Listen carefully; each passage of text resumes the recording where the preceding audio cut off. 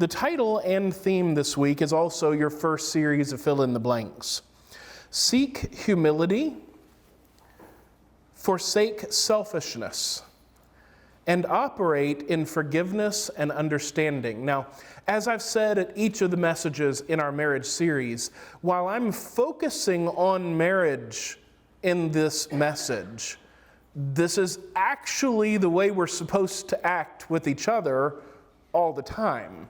So really and truly, the secret to a good Christian marriage is being, and I hate to use the term good Christian, but being a genuine Christian between you and the Lord is really the secret to a good marriage. Because as you seek God together, you grow closer together. So all the secret sauce of a good Christian marriage is the same secret sauce for every other area of life as a Christian. So this applies in marriage, it applies in your interpersonal relationships, it applies within the church, and sometimes I would say especially in the church. Every church has strengths and weaknesses. One of the weaknesses of Reevesville is communication, and that's going to be part of the focus today. So in our communication and dealing with each other in whichever of those contexts you are going to most benefit from, although all of them hopefully, we need to seek humility. It's not about me. It's not about my preferences. It's not about what I want or what I'm used to. It's about looking out for others first. So in the context of marriage, that becomes pretty obvious who you're supposed to look out for first. It's your spouse, the person that you married. In interpersonal relationships, it is the other person. And in church, it is both the rest of the people in the congregation and the community that is supposed to come first. Forsake selfishness. It's kind of hard to have humility if you're selfless. But when we're selfish, then it's impossible to have true humility.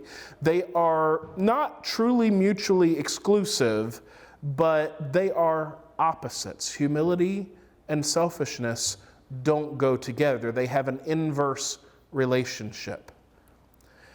And then we need to operate in forgiveness and understanding. And this is one that a lot of Christians struggle with. People in general, but a lot of Christians struggle with this one. We know we're supposed to. We've heard the Bible verses. In fact, that was the very first message that I preached here. We know the truth in terms of the facts, but we struggle to actually do it. There was a famous, or I guess famous to me, if you've listened to WKCL and been in this area for a while, you've probably heard this one. It's those little spots that WKCL puts on the radio. I don't remember what they're called, but the phone number at the end is something funny, and it's these little funny skits that they put on the radio. And one of them was about a guy that was going out to a meal with the other guy. And so this is like a lunch date or something for work. I don't remember the details now, and it really doesn't matter. But they go to order, and he's looking at the menu, the one guy, and he's like, oh, nope, can't have steak. I had a bad steak once. Oh, nope, I can't do salad. I had a bug in my salad one time. I can't do salad anymore. And he just goes through this list, and finally he's like, oh, I can have a hamburger. That's perfect. So he orders the hamburger. The other guy is just baffled that he's having this much trouble finding something that he hasn't had a bad experience with. So they get the meal, and the first guy gets his burger talking to the waiter, and he's like, pickles? You have pickles on here? Oh, I can't eat this now. I had a bad experience with pickles once. And as silly as that is, that's what we do in life. Well, I had a bad experience here one time, so I can't do that anymore, or I can't be with that person anymore, or I can't go to that place anymore.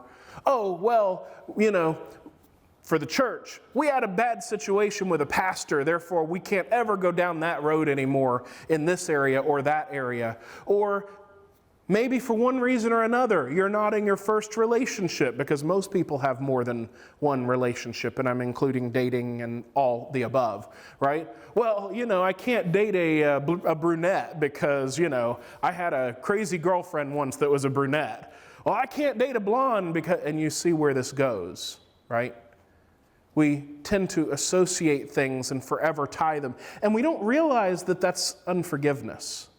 Because the only reason, have you ever been around people trying to pick a name for a child? See, the second names, oh no, we can't do that. I knew a Kevin, right? I don't know if anybody's named Kevin in here. I hope not. I'm not trying to offend you, right? I'll pick on me. Oh no, I knew a preacher named Aaron. We can't do Aaron, right? As soon as you start doing names, we have those associations. But I'm going to tell you, there's unforgiveness in your heart. If you're reacting like that, especially years later, that means you've got some unresolved things. And we do this in life. We do this, therefore, in other areas of life, from marriage to work to church. We blame somebody else down the road for what somebody else did previously, or we still hold against the same person for something they did and sought forgiveness for years ago. Now, yes, we need to use wisdom. Most of you know at least some of the story with my dad. If he repents and comes to Jesus, he is more than welcome to be in my life. Wisdom also dictates he will never be alone with my children. That's a consequence of sin, not a result of unforgiveness. Not being willing to allow him in my life at all would be unforgiveness. So there is a difference. There's wisdom there. But I want to encourage you, we struggle with unforgiveness more than we know. I've been told repeatedly that things here have moved on at the church, or individuals in counseling say that they move on. But then you touch on something and, oh no, we did that once. Oh no, I talked to that person once. Oh no, this happened in my marriage once. We can't go down that road anymore.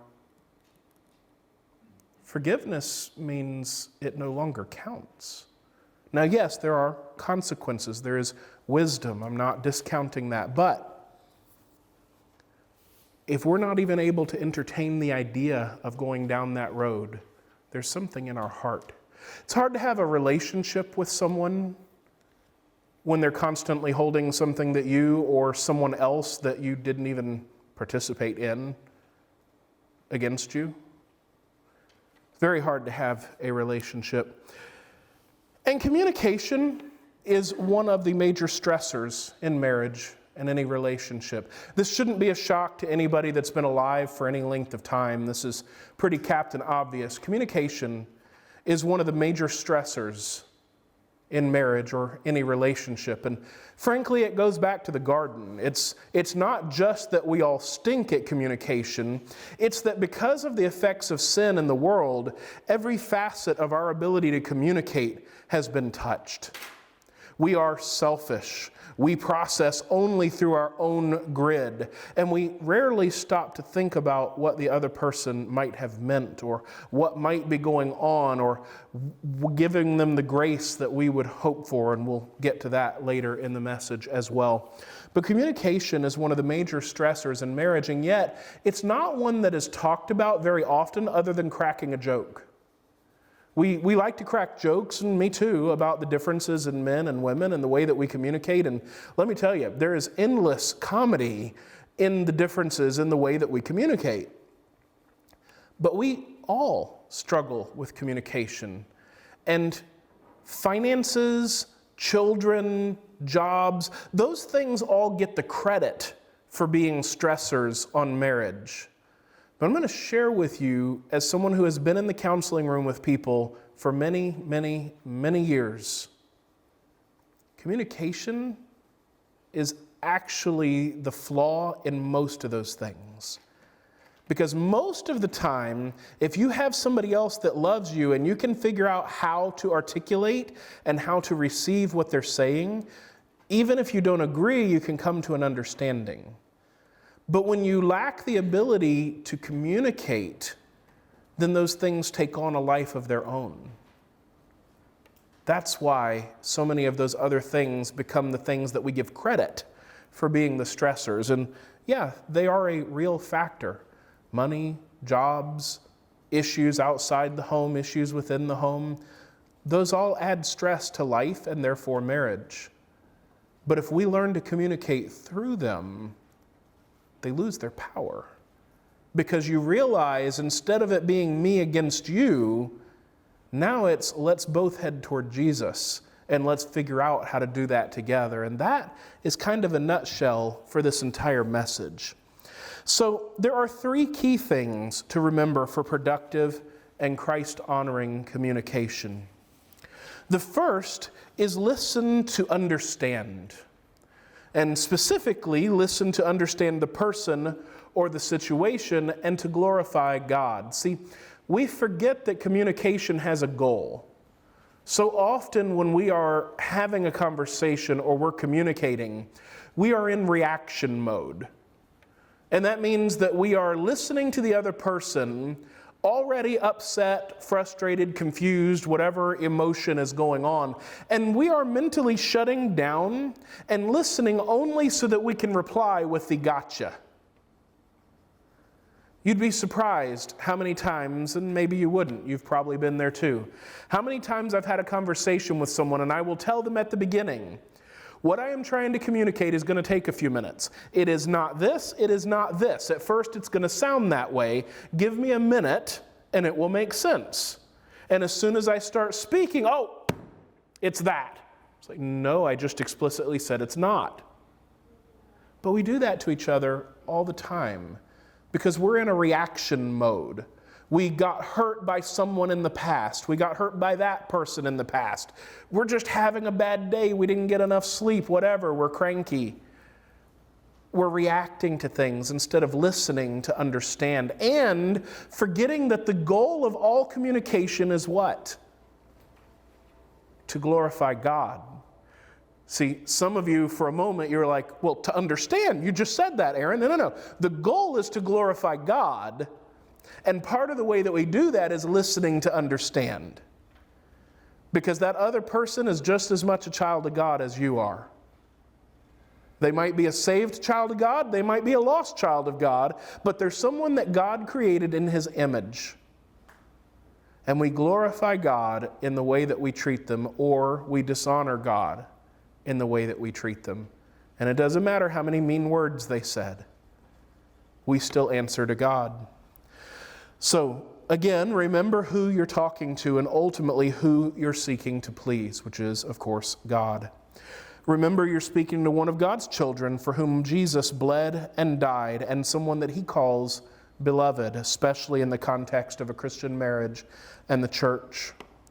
Also remember that you are commanded to please God, not people, and trust that God will take care of you. This is especially true when we don't feel the other person deserves it.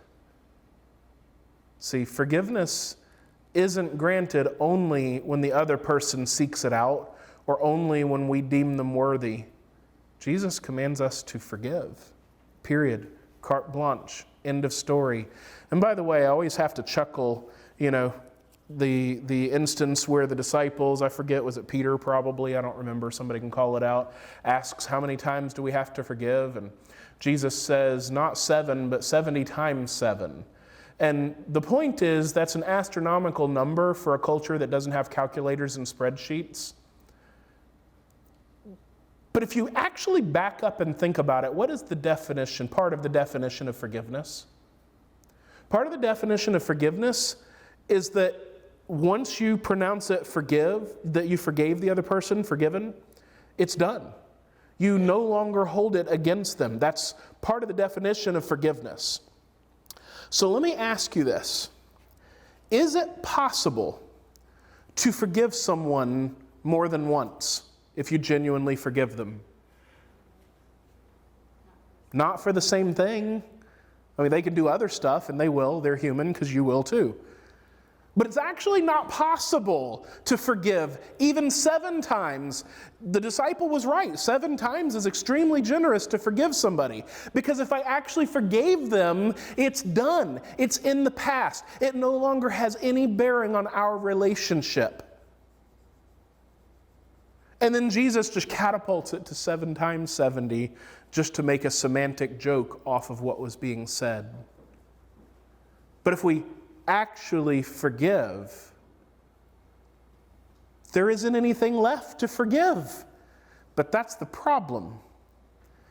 Some of you that are older will remember, whether you actually did this in life or whether you saw it in cartoons, the old thing where you put a slug in a vending machine and you have a string tied around it so you can pull it back. I'm not saying that's ethical or you should do it. But most of you either did it or at least saw it on the cartoons. And that's what we do with forgiveness. Oh, here, I'll forgive you, peasant. But we have the string attached and we pull it back at the first opportunity or the first time that the person didn't meet our standards. First off, if you forgave, there's no standard to meet. Second off, you're not the judge. You're not God. It's His place to deal with them. It's your job to forgive because Christ forgave you. Different message, different day, but it ties in. So Colossians 3, getting into the Colossians passage, if you'll look at Colossians 3, 23 to 25, whatever you do, do your work heartily, as for the Lord and not for people. So in our relationships, we don't communicate just for the other person's sake. In fact, ultimately, working on good communication and forgiveness is about your relationship with God, not each other, even though that's a byproduct. Whatever you do, do your work heartily, as for the Lord and not for people, knowing that it is from the Lord that you will receive the reward of inheritance. It is the Lord Christ whom you serve. For the one who does wrong will receive the consequences of the wrong which he has done, and that without partiality. See, so often we don't want to forgive, partly just because we're sinful and we want to punish the other person. But let me ask you this question. If someone is arrested for doing something, I don't know, let's say they rob your house. That's a terrible thing. They rob your house, they're arrested, they're sent to jail, and now they have a cellmate named Bubba that fancies them. Well, Bubba's not here, I'm not trying to pick on him. And they're in this situation. Do you need them to be punished more? I mean, they're in jail, they're in a tenuous situation in jail. They're actively being punished. You don't need to punish them anymore because they're already being punished, right? You don't get to. There's a reason in our legal system. You don't get to have a separate trial. Well, I know the courts dealt with you and the law dealt with you, but I get to deal with you too. That's called vigilantism, by the way. We don't get to do that because if you are under the judgment of a higher authority, if that person is under the judgment of a higher authority, you don't have standing. That's my understanding, that's the actual legal term. You don't have standing because the offense is no longer directly against you. The state has now picked it up. We forget with each other that God is the judge. The one with the highest power has taken up the case. So not only should we forgive each other because Christ forgave us, but we literally don't have standing because the highest authority has already picked up the case and promised to deal with it. And yet, we don't trust God. That's what it boils down to. Well, God, you're just going to let him off the hook. You're going to be like one of those LADAs. You're just going to let them walk right back out, and I'm not okay with that, God. Oh, so now we're judging God in our do you see how twisted our minds are? I mean, when the Bible says the heart is deceptively wicked, who can know it? I mean, do you get a glimpse of how twisted our perception is? Unforgiveness is ultimately us telling God he doesn't know what he's doing and trying to be a judge over him and everybody else that offended us. There's a reason Jesus says that you have to forgive. There's a reason that in the Lord's Prayer, it talks about forgiving others as we have been forgiven. Leave that there. Different message, different day. We have to listen to understand the other person and the situation. And then remember, our job is to glorify God. Whatever situation we're in, our job is to glorify God. If somebody else wants to rant and rave and do all kinds of evil,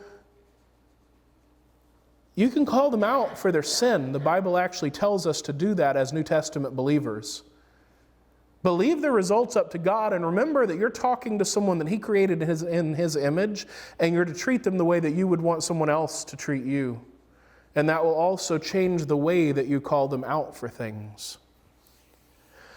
The second key for productive, Christ-honoring communication, again, within marriage. Oh, and by the way, in the previous section, I already basically said it, but keeping no record of wrongs, that's a big one in marriage in particular. We tend to keep our hit list of things that the other person did. If you forgave them, there is no list.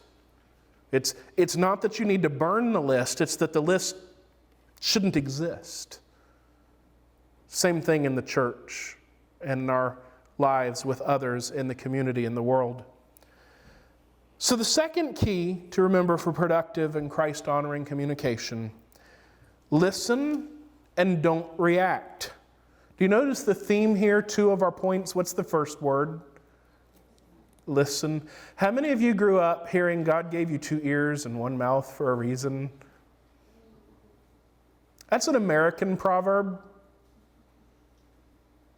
but it's got a point. See, listening is so important, and that's what we tend to do so poorly. Listen and don't react. The root of reacting, when we choose to react, is anger.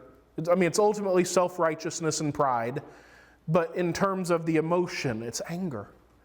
How dare you accuse me? How dare you point out my sin? How dare you say this when you did this? Oh yeah, there's that list we aren't supposed to have. See, we react negatively, typically in anger. Some of you are thinking, well, I'm not really an angry person. You don't understand the depth of your sin. See, it's easy for passionate people. It's easy to know when they're upset because they put it all out there. And some people keep it all inside and you can't really tell. It doesn't mean they're not angry. It just means that they are not the same type of Italian passion. I don't know how else to word it. Talk with your hands. It doesn't mean the same stuff isn't going on inside. Reacting in anger, we all know that's not okay, according to Scripture. But also, as I alluded to earlier, when we listen and are actively trying not to react, hear me carefully on that. When we are listening, we need to actively try not to react.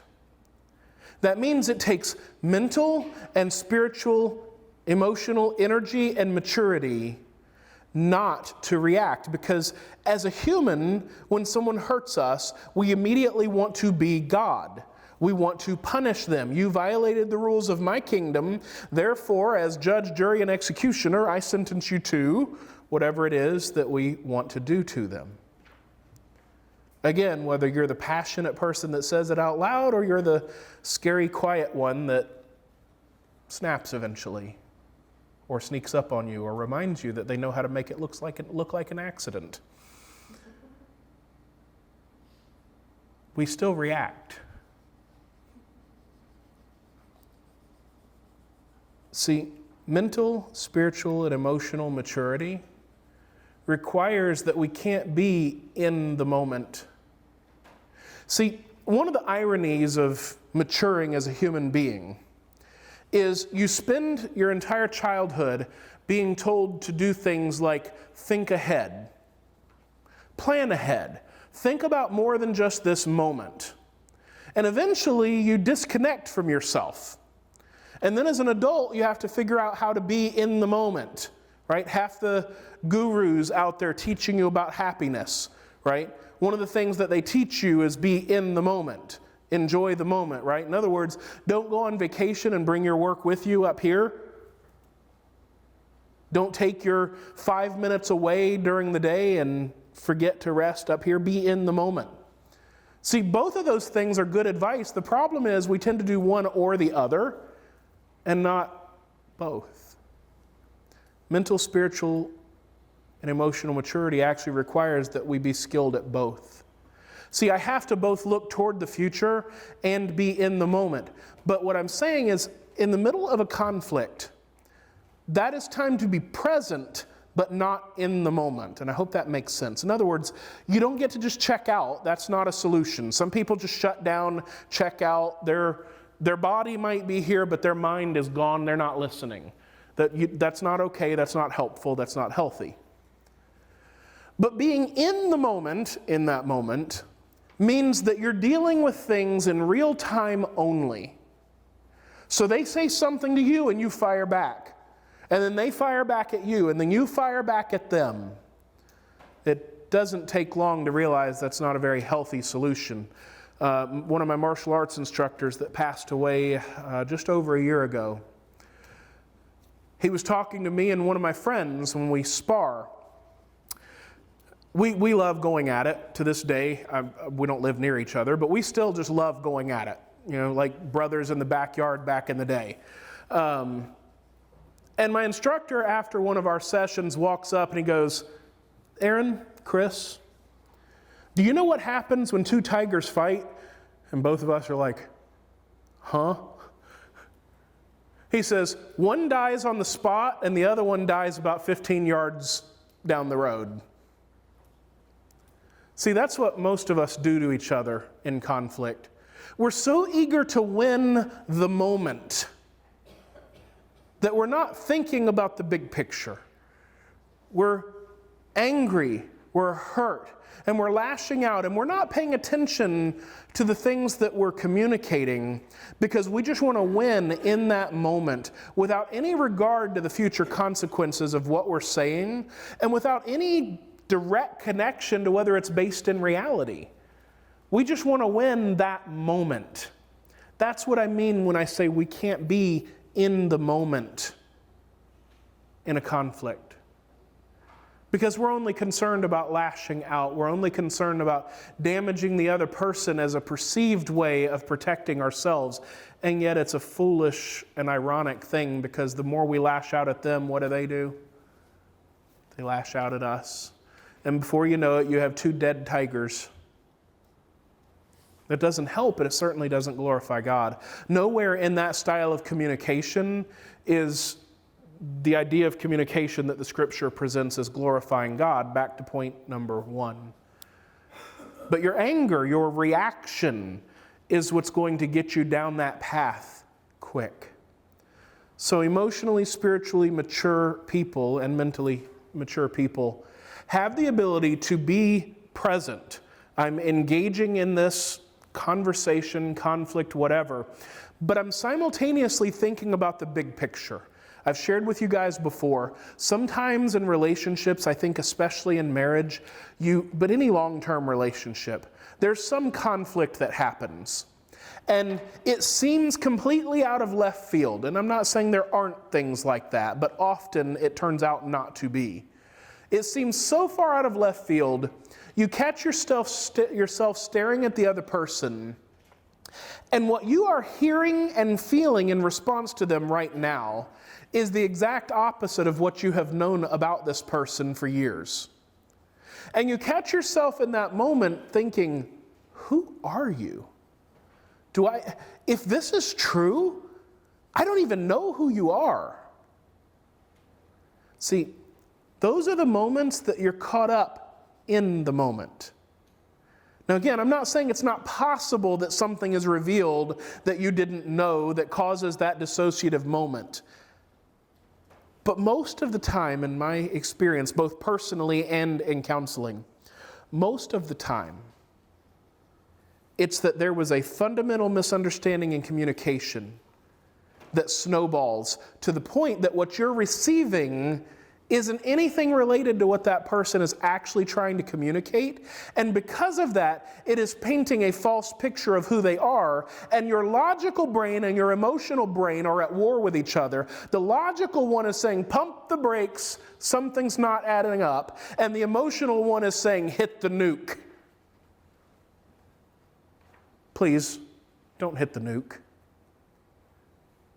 Allow that moment of dissociative thought, of dissonance, to have its intended effect. God put that there for a reason. To remind you that you're caught up in the emotions and you need to take a step back and analyze the situation and say, okay, here's what I have known about this person all along. In the last 5 minutes, everything I thought I knew has been destroyed. Which one is most likely true? Probably all the stuff in the past. So I need to investigate the stuff in the last 5 minutes, and that's where you start actually communicating like a mature adult. Asking questions. I'm hearing this. Is this what you intended to communicate? I feel like this. I heard you say this. This is what I hear and understand and what I think you mean. And I promise you, the majority of the time, you'll find out the other person in response will go, where did that come from? That isn't even what I was talking about. But you missed each other because you were reacting in anger. It's not about waiting to reload. If you want a good relationship, you need to listen to understand and not to reload your point and be right and win the argument. That is both pride and anger. In Proverbs 18:13, and I'm going to read this from 2 different places. Notice I didn't say translations because the second one is a paraphrase. So I'm going to read scripture first from the New American Standard. It says, one who gives an answer before he hears, it is foolishness and shame to him. One who gives an answer before he hears, and in this case that word is the active listening that I've been talking about. One who gives an answer. In other words, the person speaking or you don't fully understanding, you're already giving an answer. It is foolishness and shame to him. Now, the New Living, it calls itself a translation. From a textual standpoint, it is not a translation, it is a paraphrase. However, in this case, I think it's a very helpful paraphrase. So the New Living puts it this way. Spouting off before listening to the facts is both shameful and foolish. See, that's more our regular way of talking. So I think it has a little more impact on us. Spouting off before listening to the facts is both shameful and foolish. But if we're honest, we violate Proverbs 18:13 all the time. Don't believe me? Jump on social media. Have a conversation with somebody in the church. Have a conversation with somebody at work. Or, in the context of our marriage seminar, have a conversation with your spouse in the heat of the moment. Too often, we start speaking before we actually try to listen. And by the way, newsflash, there are different styles of communication. If you haven't figured that out by now, different people communicate differently. I'm very passionate and I tend to use hyperbole to illustrate the point. Other people aren't that way. I tend to know what I think pretty quickly. I think on my feet, and if you give me data, I can usually formulate a pretty accurate opinion, whatever my opinion is worth, but accurate to if I came back a week or a month later, I would still feel the same given the same data. I tend to do that very quickly. Some people don't. Some people need time to think and chew on things, to approach it from every mental angle for people like me, what seems forever. You need to respect the different styles of communication too. If you're talking to somebody that uses hyperbole or somebody that speaks pretty plainly, it's pretty common that some people misunderstand that because they miss the hyperbole. They miss the fact that, and by the way, we all use hyperbole sometimes, right? Counseling 101, somebody comes into your office, this person always does that. Really? Always, like literally every moment of every day for the whole time they've done that since birth, every single moment of, oh, you don't actually mean always. Okay, that's called a generalization, and if you have a good counselor, they will call you out for that. That's hyperbole. But on the opposite end, you have people that struggle to even get words out or feel that it's appropriate or helpful or useful. Well, if you never share your thoughts, then newsflash, no one's ever going to know what's going on in your heart and mind. And you will be perpetually frustrated. So there are different styles of communication, and you have to learn to work with those around you. So in the context of marriage, if you haven't had a conversation about communication style in a while, I strongly recommend doing that later today before your next discussion ensues. The same thing in the church. We have many different people and therefore many different communication styles. Not to mention, then you add generational, cultural, personal experience differences.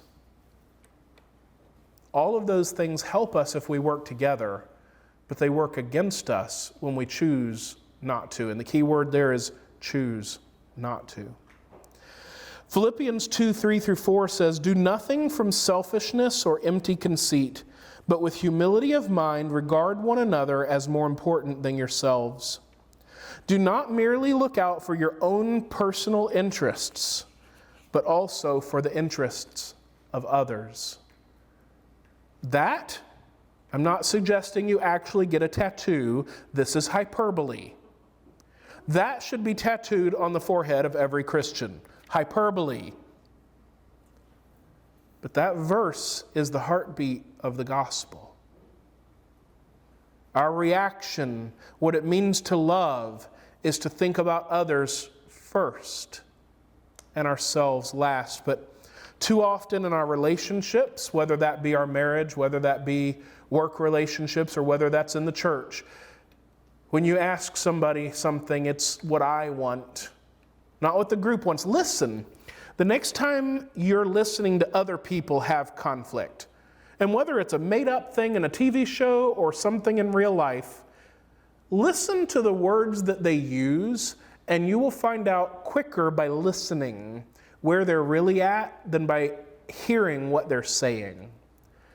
See, some people, well, I think this person did this wrong, and I think this, and I think this, and I think this. The common theme there is I. They're only thinking from their own perspective. However, if they're saying things like, well, I think this happened, I think this is the situation, it affects everybody in these ways, and here's how I think that we can move forward.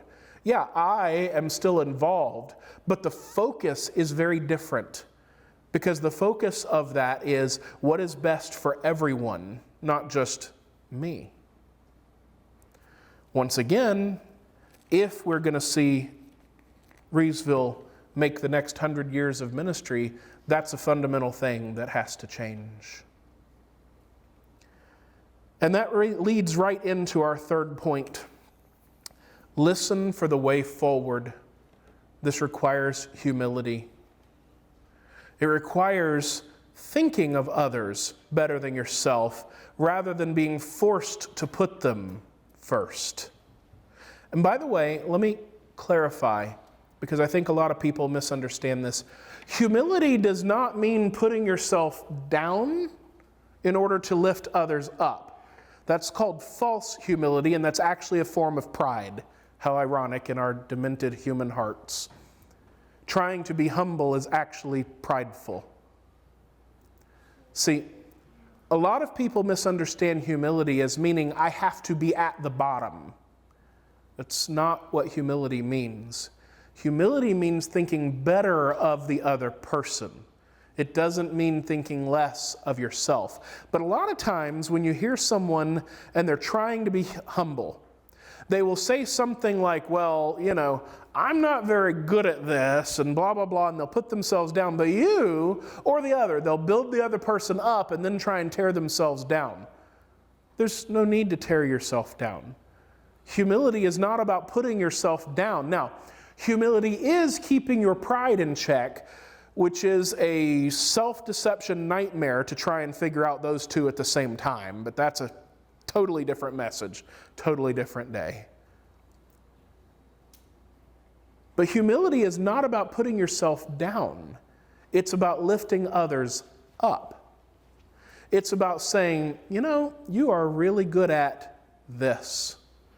You know, I have a preference here, but I'm going to defer to you. I don't need to enforce my will here. You know, I think you're right about this. I still am confused or hurt or frustrated, whatever, but I think you're right about this area, and I want to work on that. Because your desire is to build the other person up. Nowhere in any of what I just said is me putting myself down.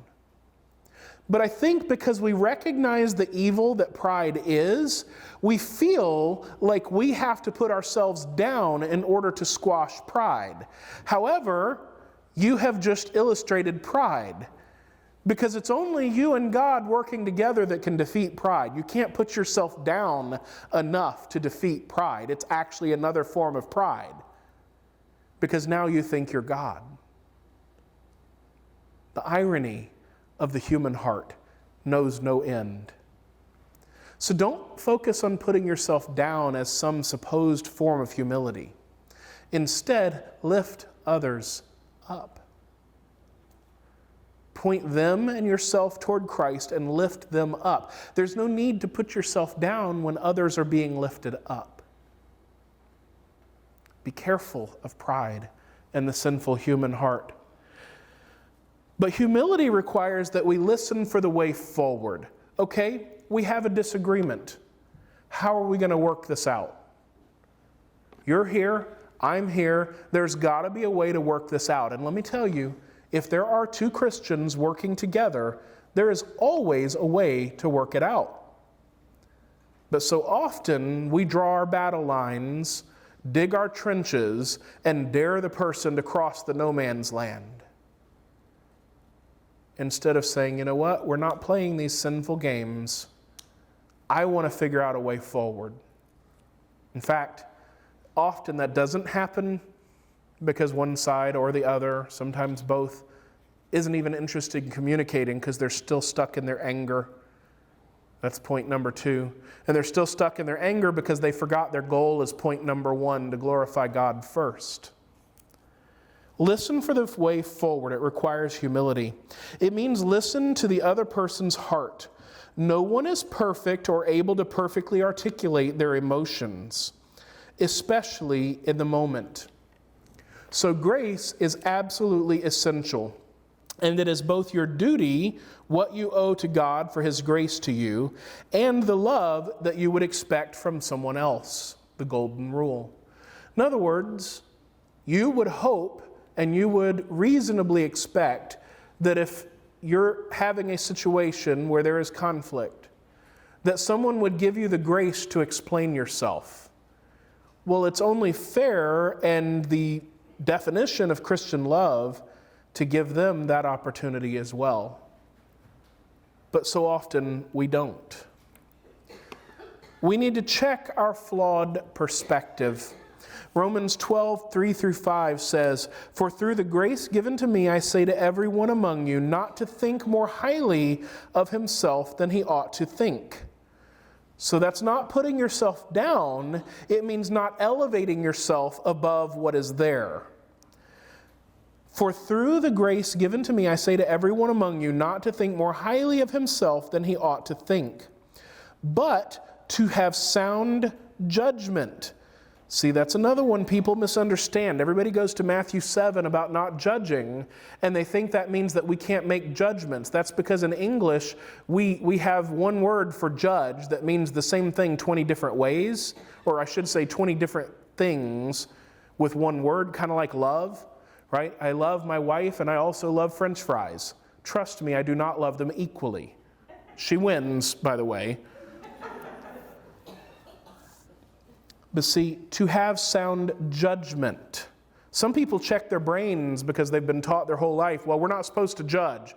Well, no, you're not supposed to be judge in the sense of God. You're not the judge, jury, and executioner. You're not supposed to look down on people. That's not lifting them up. But it doesn't mean you can't look at the facts in front of you and make a sober call about what's going on.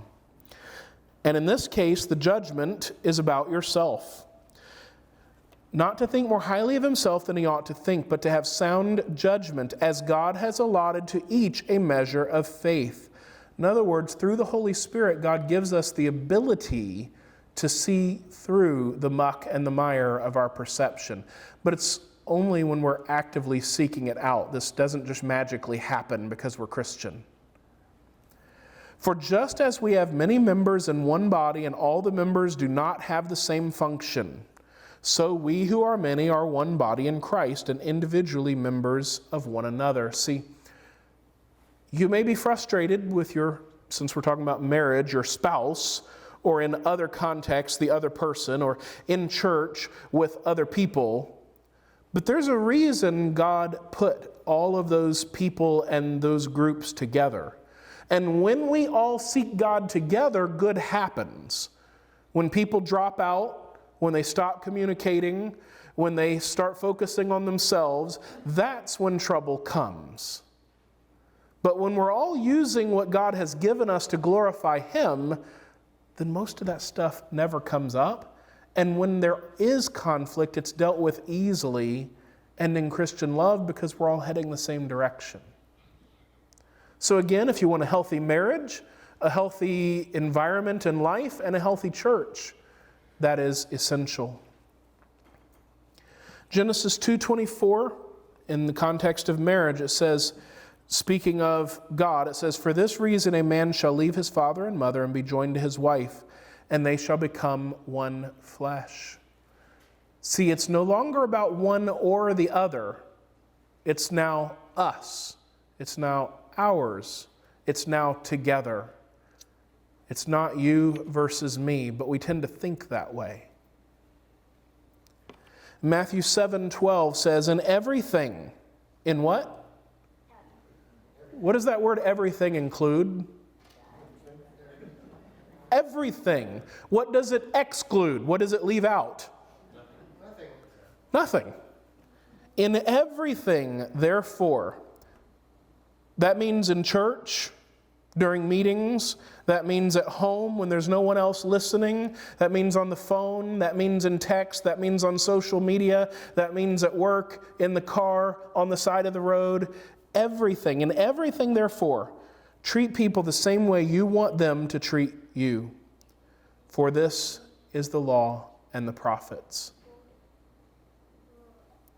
Humility and forgiveness, your two last out of three, fill in the blanks. Humility and forgiveness.